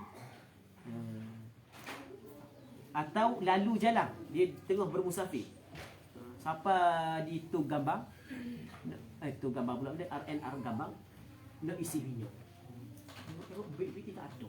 Oh, kereta berapa? Mes kereta. Contoh BBT mana tinggal? Sudahlah tinggal BBT. Kalau begitu dah apalah. Handset telefon kawan-kawan. Tinggal juga handset. Jadi nyanyuk. Ada orang jadi nyanyuk kan? Jadi nyanyuk. Sudah tinggal. Nama pingkat bank dah ingat belaka. Dah pandai main online, dah pandai. Sudah. Okay, ketika tu boleh ambil zakat. Boleh ambil zakat. Kita jumpa orang nampak nengung duduk kat share minyak. Kawan nengung air. Mana pok nengung air? Tinggal belaka. Minyak merah. Nak pergi mana ni? Pergi nak pasar-pasar je. Okey, kita betul ada ambil zakat, ambil sikit. Boleh gitu. Untuk sekadar untuk menyampaikan dia kepada destinasi hak yang diraki. Baik. Katanya lagi, perbahasan nang pada mengenal khilaf beberapa qaul pada membahagikan fitrah. Jika kamu belum faham, tanyalah orang-orang yang berilmu, yang pandai sungguh. Bila sudah pandai, maka boleh diamal mana-mana qaul yang dikehendaki. Kalau pandai, apalah, boleh ambil pandangan mana-mana pun. Yang pertama, wajib atas tuangnya meratakan beras segantang itu kepada sekalian mustahik yang ada di tempat itu. Diberi qada 3 fakir, 3 miskin, dan 3 yang tinggal lagi. Dan bila tuan bahagi sendiri, maka tiada ada bahagian bagi amal. Inilah qaul yang mu'tamad pada mazhab Imam Syafi'i. Okey, kita gini, orang bagi ni ada kala pemilik yang membahagikan sendiri kepada asnaf. Ada kala pihak pemerintah yang membahagi kepada asnaf. Dia kata mana? Kalau pihak pemerintah yang bagi kepada asnaf, maka pemerintah kena ratakan semua asnaf termasuklah amil. Kalau tuan sendiri bagi, maka amil tak masuklah. Jadi asal apa? Tolak amil se, lepas tu tolak pula hamba mukatab jadi 6. Tapi kalau zakat fitrah satu gantang nak bagi 6, berapa seorang dapat? Nang asnaf. Setiap asnaf pula tak 10 orang. Tak, dia kata 3 orang. Sebab dalam Al-Quran, innamas sadaqatu lil fuqara. Fuqara adalah jamak. Sekurang jamak 3. 3, 6, 9. Jadi 6 kali 3, 18. Boleh banyak tu seorang belah. Jadi sikit sangat. Jadi sekarang ni kalau sekiranya hanya segantang saja, maka boleh kita bagi sekadar 3 orang. Baik. Jadi wajib atas tuang meratakan beras segantang itu kepada sekalian mustahik yang ada di tempat itu, diberi qada 3 fakir, 3 miskin, dan 3 yang tinggal lagi. Dan bila tuang bahagi sendiri, maka tiada ada bahagian amil. Inilah kaum yang mu'tamad pada mazhab Imam Syafi'i. Jadi kena ratakan. Dia kata ni pandangan mu'tamad dalam mazhab Imam Syafi'i. Selok kalau kena ratakan segantang. Baik. Ada seorang ulama daripada Yaman, nama dia Imam Ibn Ujail Al-Yamani. Dikatakan qala Ibn Ujail Al-Yamani, 3 masail fi zakat yufta fiha ala khilaf al-madhhab. Ada 3 masalah dalam bab zakat difatwakan pada 3 masalah ni menyalahi pandangan mazhab Imam Syafi'i. Yang pertamanya naqlu zakah, memindahkan zakat. Yang keduanya wadaf'u zakatin wahidin, wadaf'u zakati wahidin li wahid. Beri zakat seorang kepada seorang. Lepas tu wadaf'uha ila sinfin wahid, dan beri zakat tersebut kepada satu asnaf sahaja. Jadi ada pandangan sebahagian daripada ulama mazhab, zakat kita banyak mana pun boleh kita bagi seorang. Tak perlu kita meratai. Ini pandangan sebahagian daripada ulama mazhab Imam Syafi'i, walaupun menyalahi pandangan asal dalam mazhab Imam Syafi'i. Baik. Katanya sebab itulah dia kata mula-mula saat itu kena belajar dulu. Kalau mu pandai boleh mu ambil pandangan-pandangan mana pun. Yang kedua, harus diberi beras itu kepada 3 fakir atau 3 miskin, atau 3 yang lain lagi atas mazhab Abi Hanifah. Bukan setakat mazhab Abi Hanifah, bukan ada pandangan sebahagian daripada ulama yang lain. Jadi 3 orang ni, 3 orang ni, 3 orang ni. Ini fatwaan Istakhri dan Adra'i. Istakhri ni adalah seorang ulama besar dalam mazhab Imam Syafi'i yang mana nama dia adalah Abu Sa'id Hasan bin Ahmad bin Yazid Al-Istakhri Al-Syafi'i. Dia seorang ulama alim fiqh daripada negara Iraq.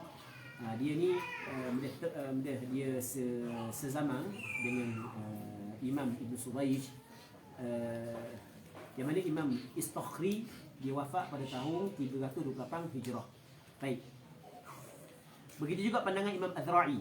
Imam Adra'i di antara ulama besar dalam mazhab Imam Syafi'i. Kata dia harus diberi beras itu kepada seorang mustahik sahaja kerana darurah. Dibilangkan, dikira payah dibagi ramai-ramai atas mazhab Abi Hanifah. Kalau nak bagi beras gatang tu kepada 9 orang, jadi payah. Jadi boleh mengikut pandangan ini. Dan bukan hanya 2 orang ni sahaja, bukan ramai lagi ulama yang mazhab Imam Syafi'i sama dengan pandangan ini. Sebagai contoh, dalam kitab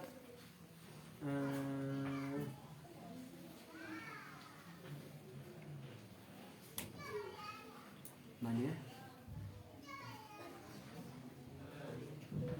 Saya nak jumpa saya. Okey, dalam kitab Mughnil Muhtaj ada sebut. Dia kata far'an ada 2 cabang, ada 2 masalah. Ahaduma yajibu sarfu zakatil fitri ila al-asnaf alladhina dzakarahumullah ta'ala. Wajib kita kena beri zakat fitrah kepada bahagian hak yang Allah Taala sebut dalam Quran. Wa sayati bayanu dzalika fi kitab as-sadaqat insyaallah. Wa qila kataqil yakfi ad-daf'u ila 3 min al-fuqara wa al-masakin. Memadai beri kepada 3 orang daripada fuqara dan masakin. 3 orang daripada fuqara ataupun masakin. 3 orang je bagi sama ada fuqara ataupun orang miskin. Wa bihadza qala al-Istakhri, dan pandangan ini adalah pandangan yang telah memilih oleh Imam Istakhri. Waqila dan kata qil yajuz sarfuha li wahid, boleh kita beri zakat kepada seorang, wa huwa madhhabul imam ats-tsalatsah wa ibn al-Mundhir. Dan pandangan ini adalah pandangan imam yang 3, mazhab Hanafi atau Imam Abu Hanifah, Imam Malik dan Imam Ahmad bin Hanbal. Dan pandangan ini juga adalah pandangan Imam Ibn al-Mundhir.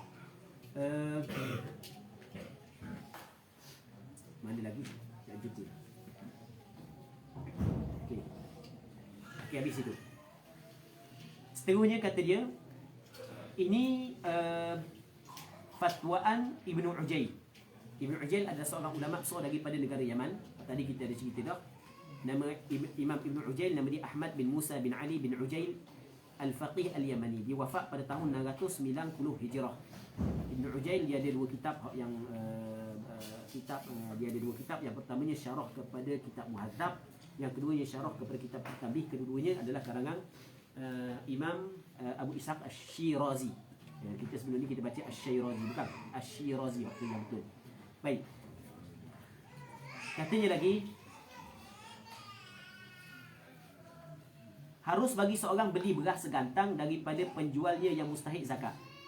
Lain daripada amil lah, bukan amil. Orang tu dia keluar zakat kepada orang miskin. Jadi orang miskin pun terima. Lepas tu orang tu beli balik beras tersebut. Kemudian sudah berniat fitrahnya lalu bersedekah kelik kepada penjualnya. Mai beli beras kamu. Lepas tu beli, balik kepada orang tersebut. Boleh. Kemudian sudah berniat fitrahnya lalu bersedekah kelik kepada kelik ni bersedekah semula lah kepada penjualnya. Kemudian dibeli pula beras itu, dibuat begitu beberapa kali, begitu lagi. Harus dibuat begitu beberapa kali. Begitu lagi harus umpama 2 orang miskin bergilir-gilir bersedekah dan menerima. Kamu ke aku? Mu bagi aku bagi kamu. Beberapa kali pada beras segantang itu tu fatwa Imam Ibn Ujail. Yang pertama gini. Saya bagi beras kepada fakir miskin. Lepas tu duk ingat, ada lagi. Duk bayar lagi ayah dengan mak ni. Apalah, aku ayah mak. Saya tolong bayar zakat fitrah ayah mak ah. Okey, bagi. Tak ada beras malah pergi jauh. Jual kamu bukan lima? Bayar tu. Habis 5 pula ah. Boleh pada benda ni ah. Satu, yang keduanya ni fatwa Imam Ibn Ujail. Yang keduanya sama-sama miskin. Hak ni fakir miskin, hak ni fakir miskin. Ini contoh saja. Semoga Allah Ta'ala bagi kekayaan dunia dan akhirat. Baik. Contoh, ni fakir miskin, hak ni fakir miskin. Contoh. Tapi dia mempunyai perbelanjaan yang lebih pada hari raya dengan malam raya. Ada perbelanjaan lebih. Jadi bermakna wajib keluar zakat fitrah. Ni wajib keluar zakat fitrah. Ni wajib keluar zakat fitrah. Ni kata, okey, ni zakat fitrah wajib atas aku. Ni ambil ya. Ni kan. Ni pun, aku pun wajib zakat fitrah kau. Ni berlaku dah. Ambil kamu kan. Boleh gitu. Tapi jangan pakat. Pakat nampak sangat. Tiada memadai mengeluarkan fitrah itu dengan harga qada segatang beras pada mazhab Imam kita Syafi'i. Tapi pandangan ni bukan mazhab Imam Syafi'i saja, bukan pandangan majoriti ulama. Pandangan mazhab Syafi'i, pandangan Maliki dan Hanbali. Yang boleh keluar harga adalah pandangan mazhab Hanafi. Tetapi telah memfatwa oleh Jalaluddin Syekh Bulqini menyalahi mazhab Imam Syafi'i akan harus mengeluarkan zakat itu dengan naqad negeri, dengan mata wang negeri, duit. Selalu inilah yang senang bagi mustahiqin. Senang duit ni. Tapi kalau nak ambil laqad ihtiyat, maka keluar dengan beras. Sebab majoriti ulama mengatakan tidak sah dengan duit. Wallahu a'lam. Tapi nak mudah pakai duit. Perbahasan 7 pada mengenal soal jawab masalah-masalah ganjil. Soal, siapakah waliul mal, yakni orang yang lulus memerintahkan harta kanak-kanak sama ada yatim atau lainnya, dan si gila dan safi. Si gila dan safi ni orang bodoh. Jawab iaitu mula-mulanya bapa, kemudian nenek lelaki, ayah kepada ayah.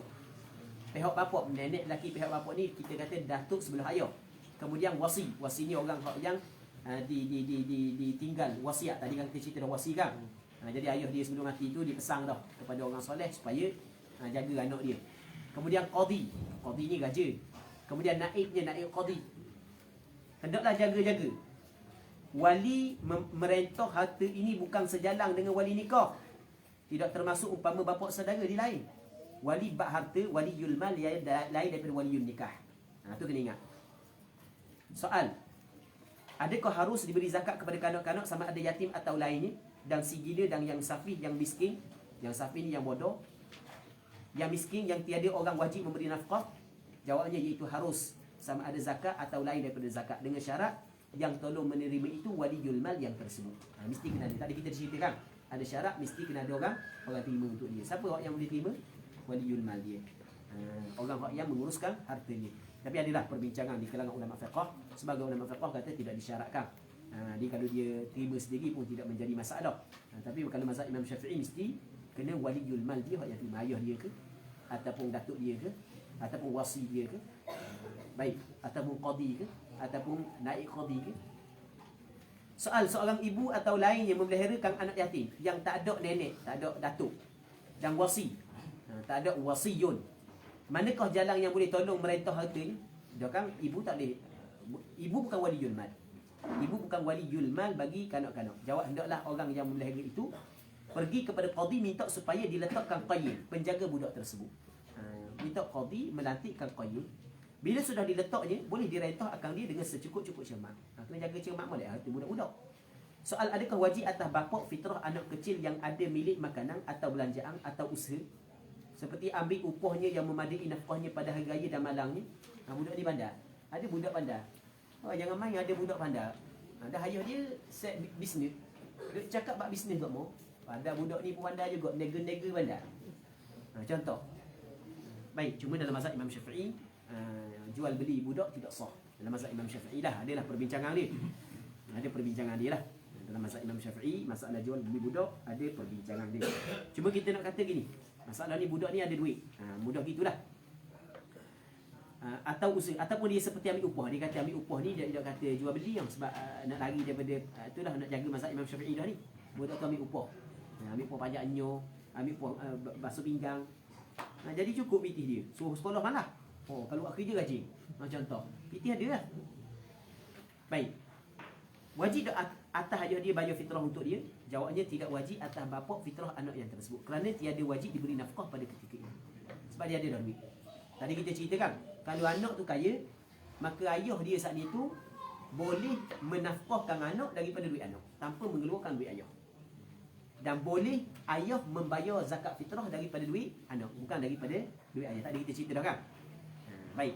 Ini satu rahsia yang jadi gengang atas bapak ni. Rahsia yang jadi gengang lah. Tapi jangan awak gitu. Awak keluar biji gitu kan. Soal.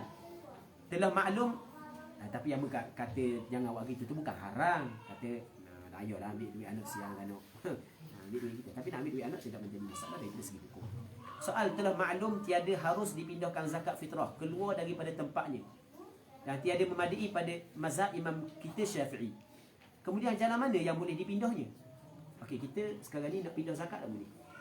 Nak pindah zakat bukan mazhab Imam Syafi'i sahaja, bukan pandangan majoriti ulama. Pandangan mazhab Hanbali, pandangan mazhab Maliki dan pandangan mazhab Imam Syafi'i. Tak boleh pindah zakat. Zakat wajib kena bayar pada tempat yang wajib kena bayar zakat. Baik.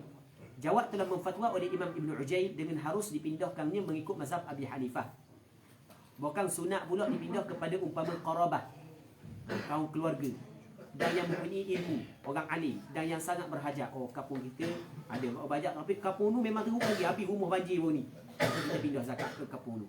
Boleh ke tak? Boleh. Ada pandangan sebagian ulama. Jadi kesimpulan ni, dalam mazhab Imam Syafi'i masalah pindah zakat, naqluz zakat daripada tempat wajib kepada tempat lain ada dua pandangan. Pandangan mu'tamad tak boleh. Pandangan yang kedua boleh. Baik. Jadi kalau nak pindah zakat ada pandangan yang mengatakan boleh dalam mazhab Imam Syafi'i. Tapi pandangan majoriti ulama, mazhab Imam Syafi'i, mazhab Maliki dengan mazhab Hanbali tak boleh pindah zakat. Mazhab Hanafi boleh. Tapi ada syarat-syarat dia. Ada syarat-syarat dia. Soal sejauh mana yang dikatakan pindah pada tempat kita yang tidak berkota ini? Jawab iaitu kepada tempat yang harus bagi orang musafir itu mengqasarkan sembahyang. Dan tiada mengapa kepada jirang-jirang kampung yang hampir pada uruf. Hak ni yang bersalah lama ni. Hak ni yang bersalah lama ni. Ini nak cerita benda hak yang bersalah. Di dalam minum air dulu.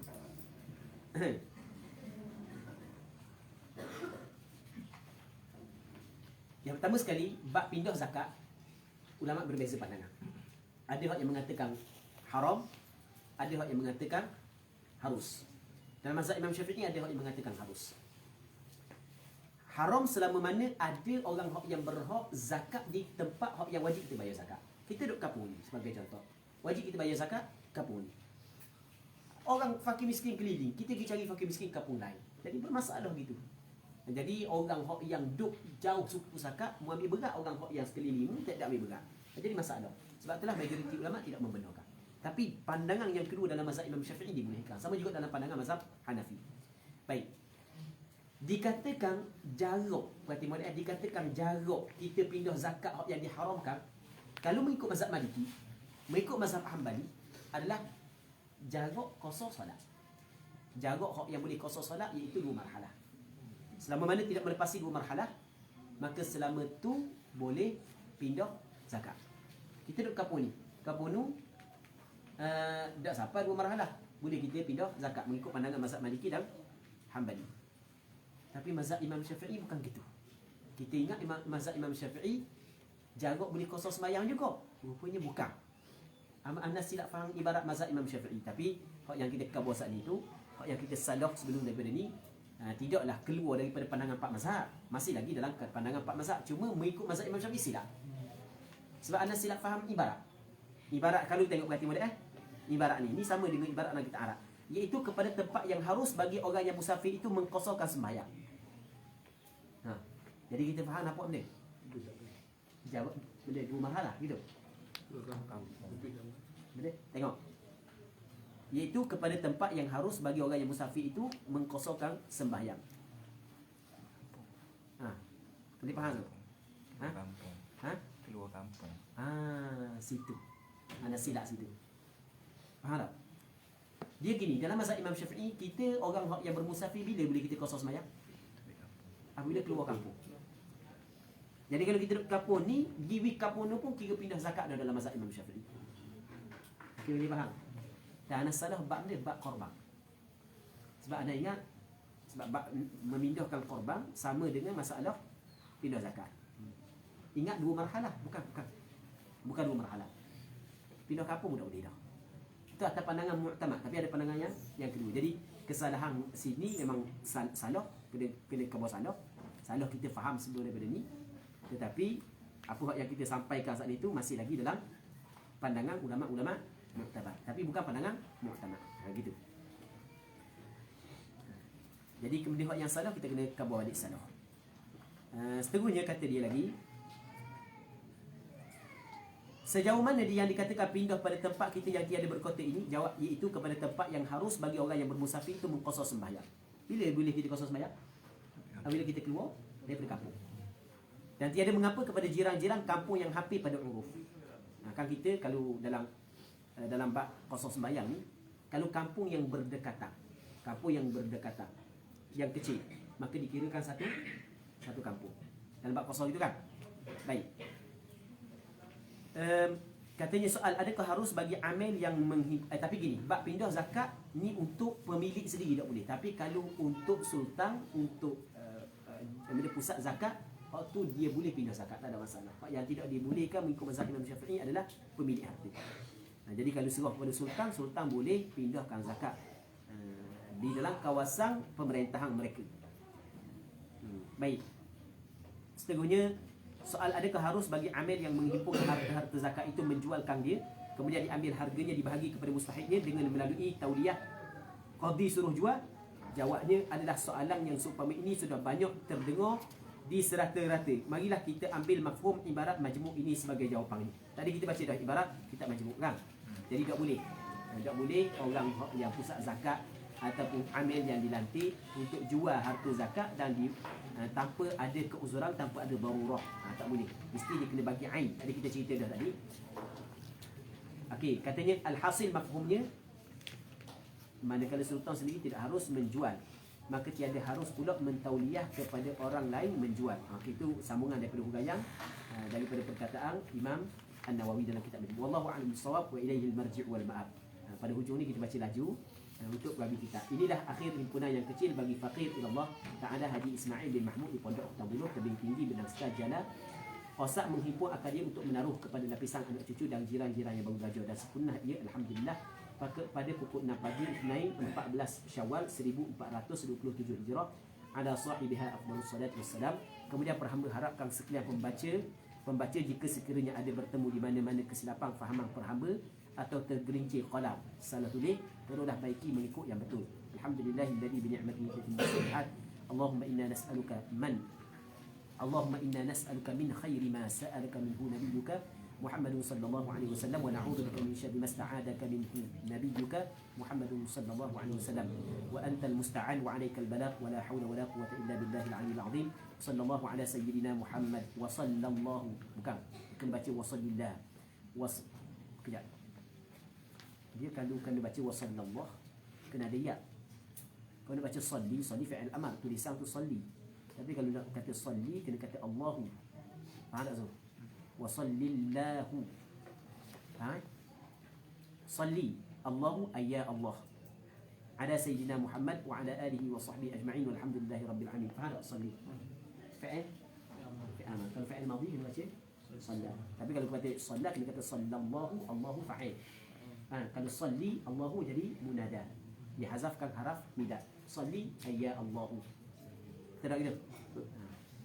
Itu kena berarti boleh wa sallallahu ala sayyidina Muhammadin wa ala alihi wa sahbihi ajma'in walhamdulillahi rabbil alamin. Jadi kita baca laju sikit dari belakang ni. Jadi sebelum kita mengerti kita tujuh. Tak sedar. Wallahu a'lam. Ada soalan? Ni jawab cepat-cepat soalan Harta pondok adakah perlu zakat? Okey, harta pondok tidak wajib zakat. Sebab anda antara syarat wajib zakat mesti kena ada milkun tam, milik yang sempurna. Oleh kerana harta pondok ni tidak ada individu yang tertentu yang memiliki harta tersebut, maka tidak wajib zakat. Wallahu a'lam. Ustaz, satu soalan Jadi amalan kita tolak berat kan. Jadi masalah taubat kat situ dia tak milik tam ni. Sebab berat tu banyak yang macam mana tu Ustaz? Ana sendirilah, walaupun ada sebahagian daripada orang pun nak buat, ana tak setuju dengan cara tersebut. Wallahu a'lam.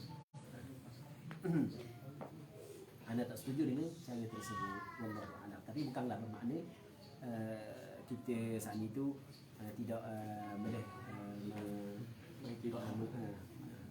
kita maksudnya kita atas masing-masing lah. Cuma anda tidak bersetuju lah dengan cara tersebut. Wallahu a'lam. Sebab nampak sangat main. Wallahu a'lam. Yang namanya tarif kerajaan sekarang ni kalau orang miskin ni di 40 tu boleh pakai tak? Untuk zakat ni? Boleh.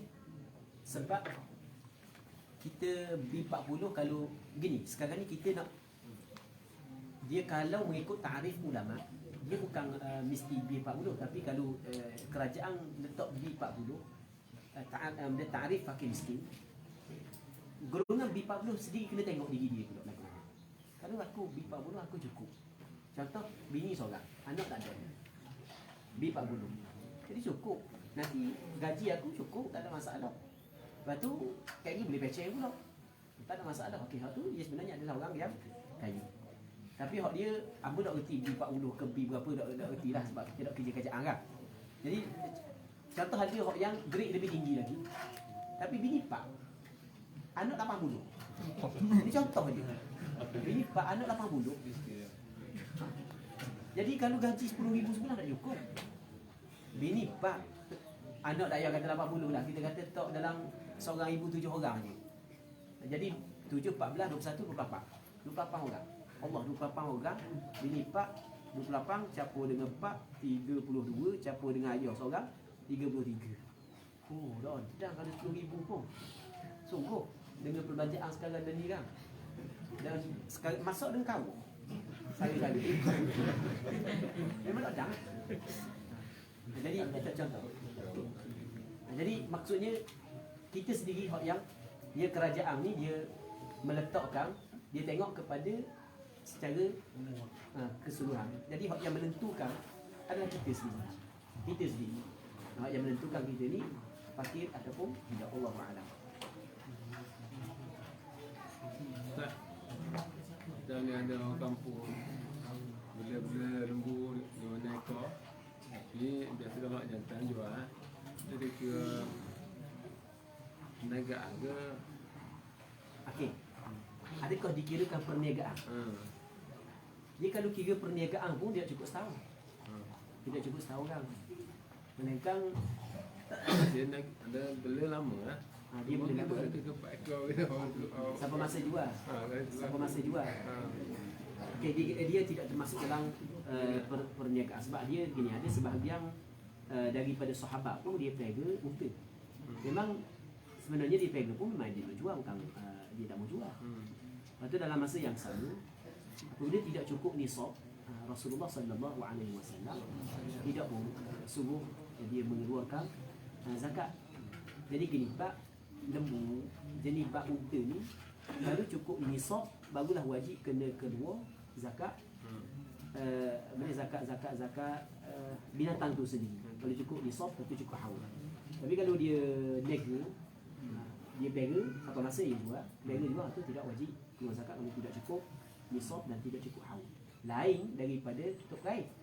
Tok gaib dia beli lembu. Beli lembu. Lepas tu dia pun nak jual. Tu lain.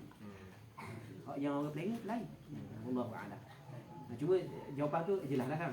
Cuma sandaran dia gini, sandaran dia budak. Sebahagian daripada sahabat dulu dia pelengah lembu ke, dia pelengah kambing ke, pelengah unta ke. Memang sebahagiannya ada berniat untuk jual. Sampai masa jual. Sampai masa orang nak beli jual. Baik. Tapi dalam masa yang sama tidak ada pun penetapan tentang zakat tersebut, melainkan apabila cukup nisab dan cukup haul, maka wajib dia kena keluar zakat binatang, ternakan. Jelas dah kan? Wallahu a'lam. Kita ada dah. Okey, kalau tak ada kita berhenti sini dulu. Allah Subhanahu wa taala ala wa alam. Jadi hak yang kita baca laju saat ni tu mohon maaf banyaklah sebab kita nak habis kitab. Sebab Ustaz Atin kata kalau dah habis nak buat sekali lagi. Jai kata kita cek buat sekali lagi. Ikut dah lah. Allah Subhanahu wa taala ala wa alam, sallallahu ala sayyidina Muhammad wa ala alihi wa sahbihi ajma'in. Alhamdulillahi rabbil alamin.